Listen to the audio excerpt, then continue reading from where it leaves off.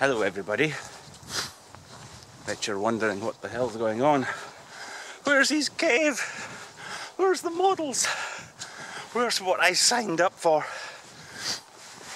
We're currently cresting Locklaw Hill, which is just outside the village, on our morning walk with Max. Our morning run would be more appropriate. Locklaw Hill, yeah, law. The word law in Scots actually means hill. So when I say Locklaw Hill, I'm actually saying Lockhill Hill. But anyway, so Google Plus, huh? Kind of thrown a virtual spanner into the works, hasn't it? You know, it's like everything that's new, change is a painful thing. But I'm sure we'll all get used to it. I actually still have no idea what's going on. I don't quite understand the operating modus operandi of Google Plus at the moment. I'll get there, I just actually haven't had much time. Since I got back from Telford, our little August Pictures production company has had a couple of jobs almost change hand straight away. One was the local youth musical theatre's production of Annie. My God. We filmed on 2 nights, 2 cameras each night. So that's 4 camera angles, 2 audio tracks, and 2 quite different performances that I'm trying to piece into one. Man, it's a hard knock life, but the sun will come out tomorrow. And the other one was a mediation lecture, a 2-day sort of mediation resolution type thing. So I've been kind of busy doing that, which means I haven't really had a chance to watch really any videos of you guys. But I will catch up, and I will respond to your comments. I always like to, if you take the time to leave a comment, I always feel kind of obliged to leave a reply. It does say here, livestock in field, please keep your dogs on a leash. There's said dog covered in his own slavers, but I don't see any, but I'll need to keep an eye out just in case there are some sheep. But anyway, yeah, Telford. Like I say, as soon as I got back from Telford I was busy, but Telford. Let's talk about Telford, shall we? Well, to say that this year's show was a learning experience for me is to say the absolute least. Nope, still no sheep. Actually, we're just, boy, oh boy, oh boy, we're just getting to the top. And I'm sure, as you can see, it is quite a view. We're looking north towards Dundee. Let's see, I'll do a zoom for you. That's Dundee over there. You can maybe just see the snow-capped mountains over there, or the hills. And that's looking west towards Perth.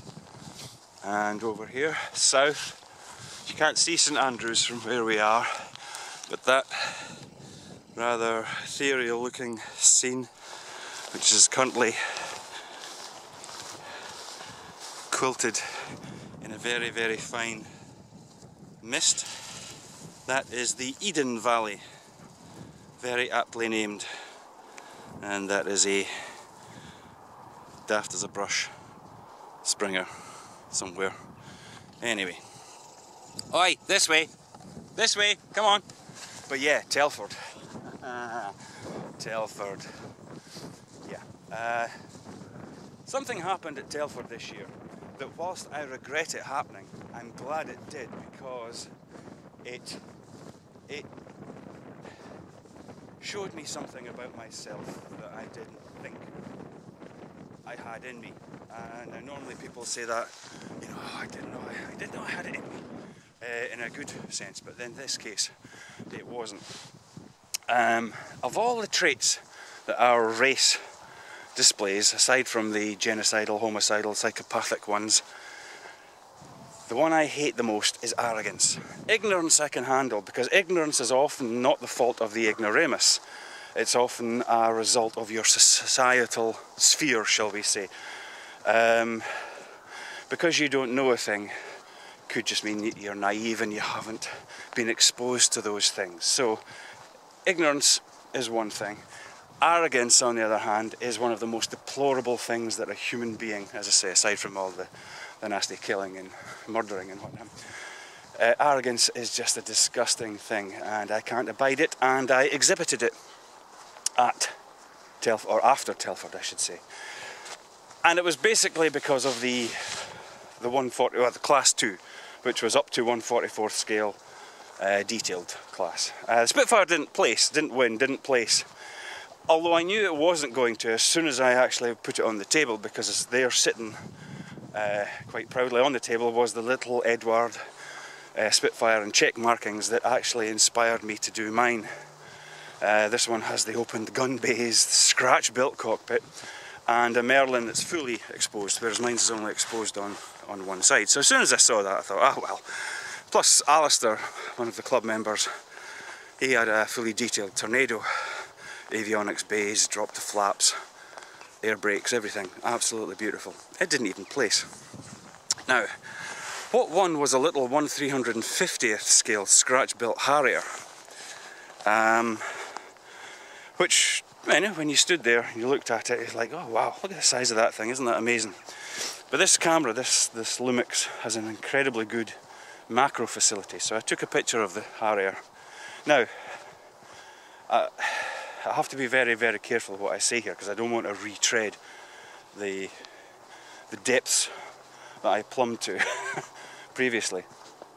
But I felt that it didn't merit that the fact that it won gold. It beat all these other amazing things.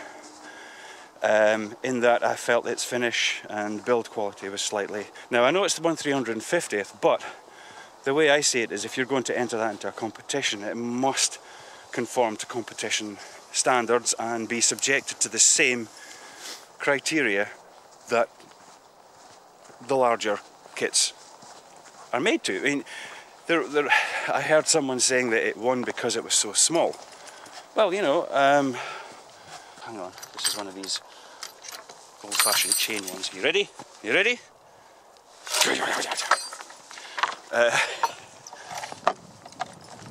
And I felt that it was not up to that. It didn't meet those criteria, shall we say.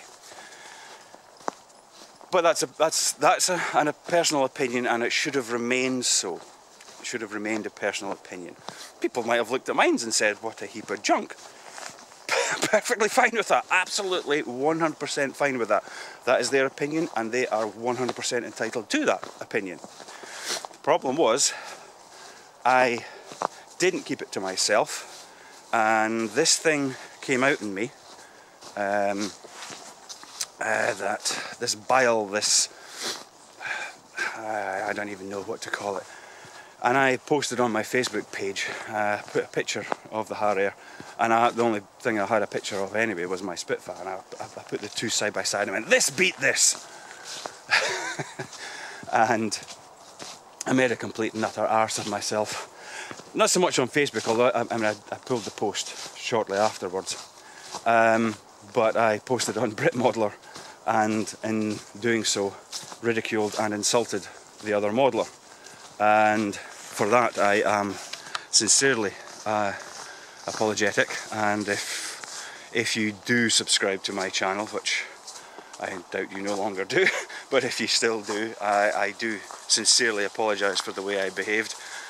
It really wasn't me.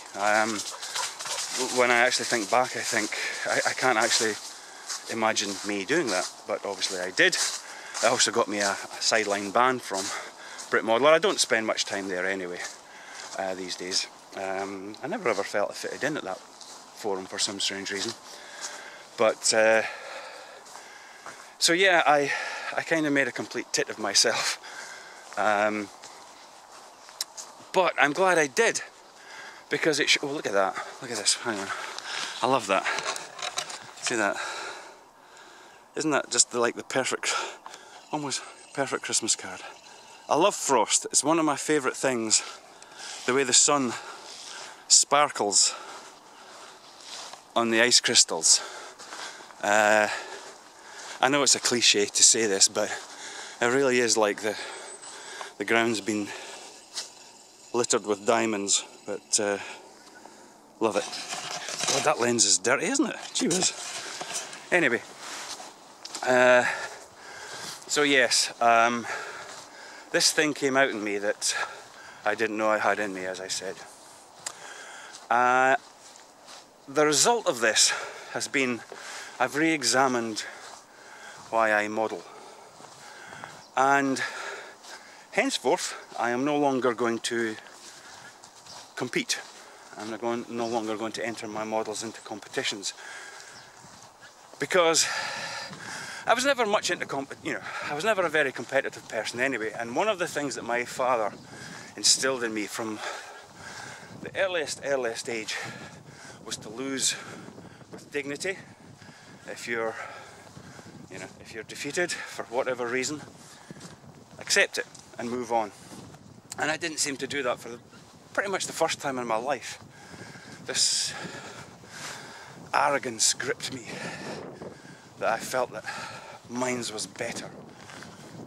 And I wholeheartedly believe that there is no such thing as a bad model. A modeler may make a bad model compared to his usual standard, but you can't say that that is a bad model, because what's bad for someone is, unobtainable for others. And there's no such thing. All models are good. All modelers are good at what they do. So I've decided, as I say, that I'm no longer going to compete. I'm just going to build models for the bloody fun of it. And you know what?